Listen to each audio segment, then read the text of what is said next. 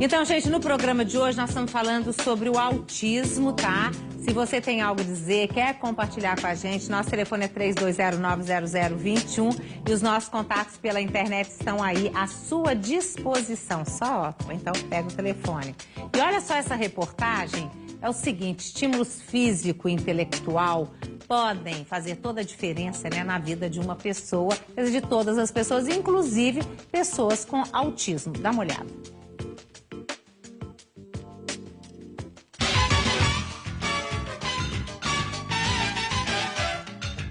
Dia a Dia é uma instituição que atende adolescentes e adultos com deficiência intelectual e com autismo.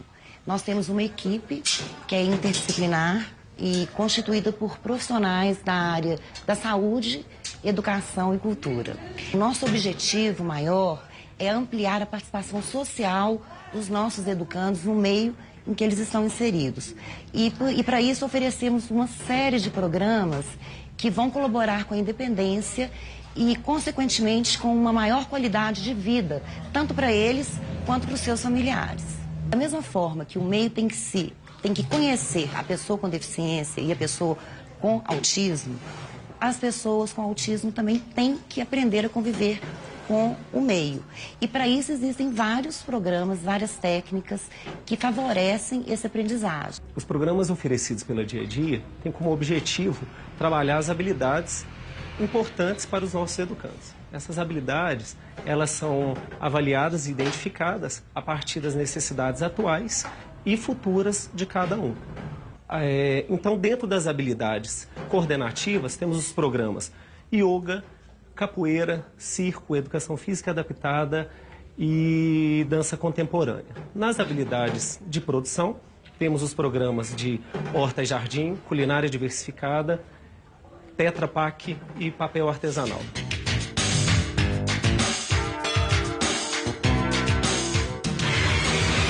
Então, gente, inclusive você, doutor Val, você vê sua tese de mestrado mostrando a necessidade das pessoas com autismo, né? Que a gente tá vendo aí. É uma série de demandas que essas pessoas têm, né? A pergunta é, né? Se você falar disso, como é que vocês conseguem? Por exemplo, você, o seu filho com 25 anos, né? Que tipo de atividade que ele faz?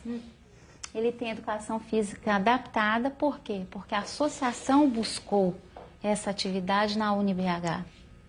Senão não teria. É gratuito? Sim, é um trabalho voluntário dos universitários juntamente sim, nós com a até professora. mostramos lá.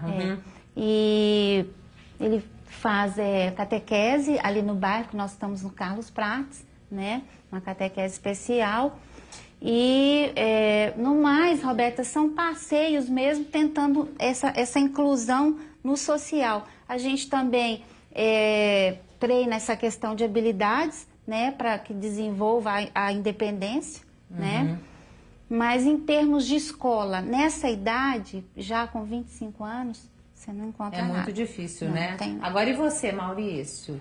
Quer dizer, que tipo de assistência os seus meninos têm? Sim, os meus filhos hoje eles estão na educação infantil, na UMEI da prefeitura, e tem um trabalho muito bom, mas a gente fez uma construção junta. A UMEI tem um trabalho educacional muito bom, a base da UMEI é muito boa, mas não são todas. Eu conheço pais aqui do município que têm problemas sérios com as UMEIs. A gente já percebe uma sensibilidade da Secretaria de Educação para tentar trabalhar isso. Então a gente tem conseguido construir isso. Porém, ainda é difícil, porque exigir que as famílias participem ativamente desse processo acaba sendo até injusto. Uma coisa que tinha que vir para poder dar suporte à família, acaba que a família tem que ir participar desse processo. Aí fica difícil. É mais uma responsabilidade para a família. Mas eles estão muito bem atendidos, eles gostam da escola, a gente conseguiu a escola, eu tenho uma abertura muito boa na escola, então deu para a gente poder construir. Eu também sou da área de educação, então ficou fácil da gente fazer esse trabalho lá na escola.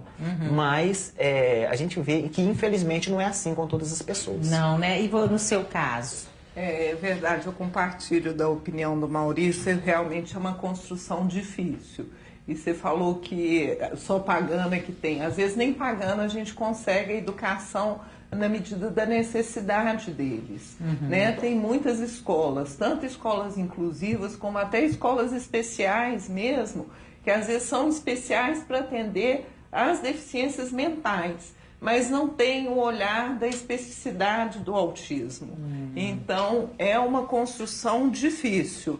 E esse, o que você falou, assim, da questão de colocar, exigir que a família construa junto, é uma coisa que é violenta, assim, é quase como se você tivesse que exigir que as famílias das pessoas cadeirantes construíssem todas as rampas para os cadeirantes poderem circular. Eu estou exagerando, fazendo uma imagem talvez exagerada, pesada, mas é um pouco isso que a gente vive. Uma sim. coisa também que eu noto, Roberta, a escola não está preparada, porque esses autistas da PAP, eu falo, eles têm crises, e crises com alto flagelo, e se mordem, batem a cabeça, e a escola não está preparada. Porque a escola, quando tem um aluno desses em crise, primeira coisa, ela nos chama. Não, tem que vir correndo buscar. Não é nem em crise. Teve um fato dessa semana que a gente estava discutindo no nosso grupo de pais. Uma mãe e o filho fez necessidade nas costas. O menino com 8, 9 anos fez a necessidade nas costas, na calça. A mãe teve que sair de casa para poder limpar, porque a escola se recusou a fazer a limpeza. E aí a mãe teve que sair da casa dela para ir lá no local para resolver o problema. O meu filho faz na calça e está na escola. A escola sempre fez. Mas por que essa outra escola não está fazendo? Porque não tem a sensibilidade das pessoas envolvidas. Pois é, você está falando isso, né? E não é só a escola, a sociedade, todas as pessoas. Ele tem dificuldade, você fala que o seu filho, né? Ele tem vontade de fazer xixi. Quer dizer, ele já é um rapaz, né? Um homem vai já. lá, um homem, né? Isso. Vai e faz xixi aonde que ele tiver, né? E eu encontro pessoas que falam, não, vou denunciar, isso é um atentado ao pudor. Aí eu tenho que ficar falando, é um especial e tal. Por mais, Roberta, que tente explicar a ele, não, tenha paciência, espere, vamos chegar até um banheiro, ele não entende. Ele não dá conta, e aí, né? dele não entender aquilo, ele já entra em conflito, ele começa a se morder. Pois é, gente, essa questão, né, da educação, das atividades, né, doutor Walter, isso ajuda muito. Então, nós vamos até mostrar um exemplo agora, que é o gingado, né, de corpo e o ritmo da capoeira. Como é que isso tudo ajuda a socializar, a ter mais equilíbrio, ajuda também na coordenação motora. Olha só.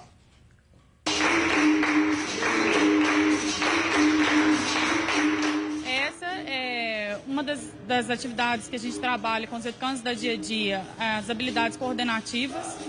E os educandos vêm para cá, fazem a aula de capoeira, onde trabalham habilidades motoras, habilidades comunicativas, sociais, musicais e principalmente o processamento sensorial. A gente trabalha com síndrome de Down, autismo e pessoas com deficiência intelectual. Eu dava aula na escola deles, né? Mas aí eu pedi para que eles viessem para cá, para que tenha os instrumentos, tem espelho, né? Para eles se interagir um pouco mais, para eles aprenderem a tocar e participar um pouco mais. Sair do ambiente, né, deles, que eles já ficam o dia inteiro. Então aqui é o momento deles chegarem aqui, descontrair um pouquinho, né, ver outras coisas também. Primeiro a gente faz um aquecimento, né, que é andando pela sala, esticando os braços, com alongamento. Depois vem a parte prática, que é os cones que a gente coloca ali para eles passar a perna por cima. Depois fica de frente ao espelho para eles trabalharem a ginga um pouco, a gente ajudando eles. E cada um dentro dos seus limites, das suas condições, e aí vai desenvolvendo da melhor maneira possível. Inicialmente, como qualquer um, eles chegam com um pouco de dificuldade porque ainda não conhecem o ambiente e os movimentos. Mas com o tempo, eles vão aprendendo a executar a atividade, os movimentos, e eles vão desenvolvendo tanto aqui dentro, né, em termos de capoeira, quanto lá fora. A gente vê o resultado nítido em termos de interação social, locomoção, conscientização do corpo.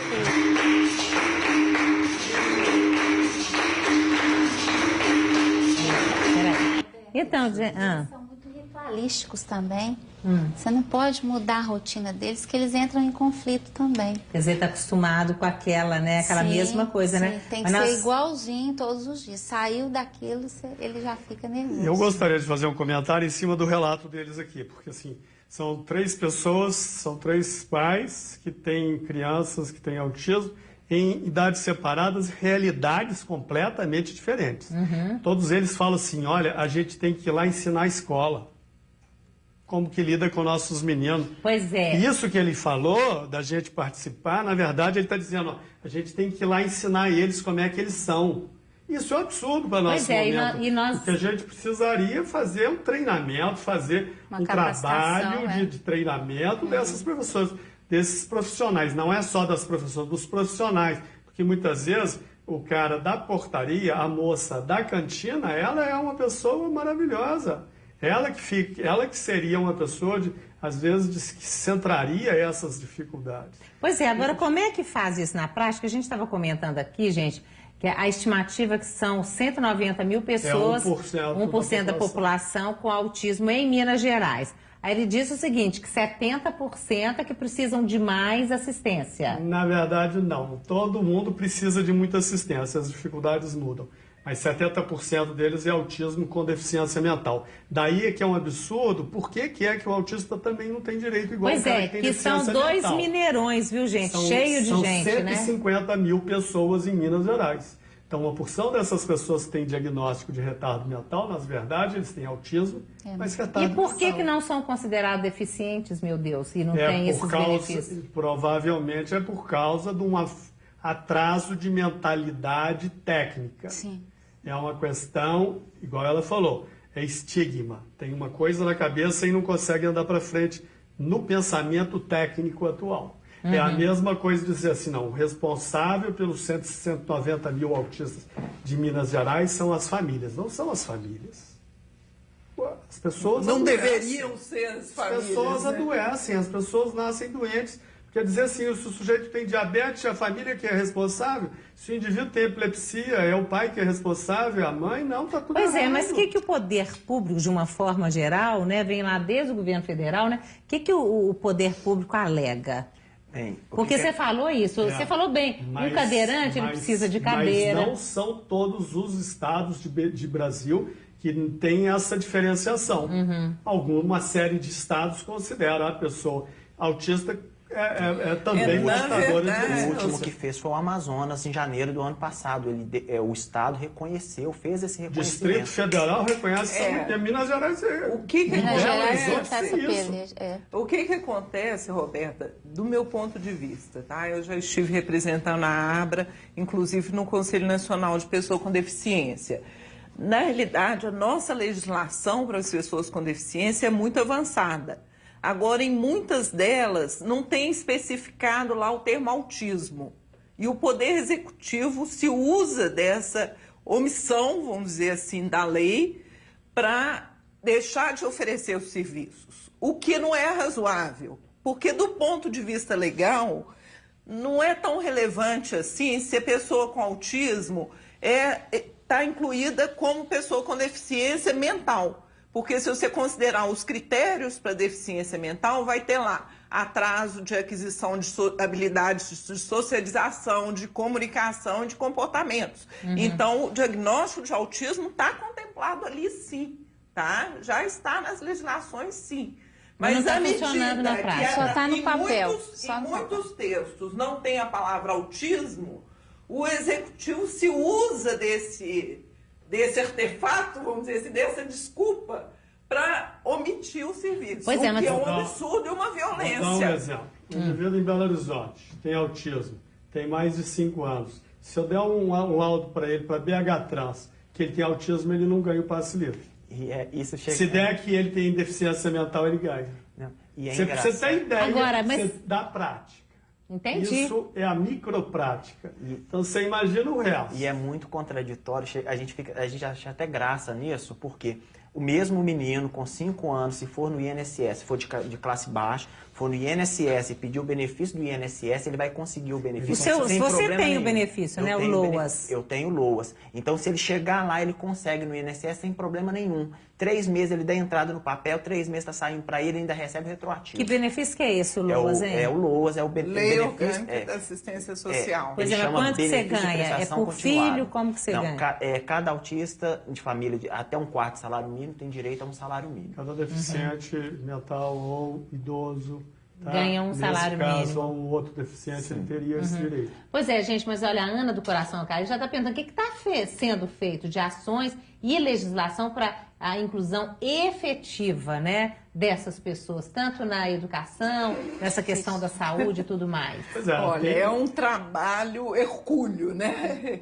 Eu e a Estela e o Maurício, o Walter, já estamos aí nessa luta há muitos anos. Família e a gente fica até se perguntando assim,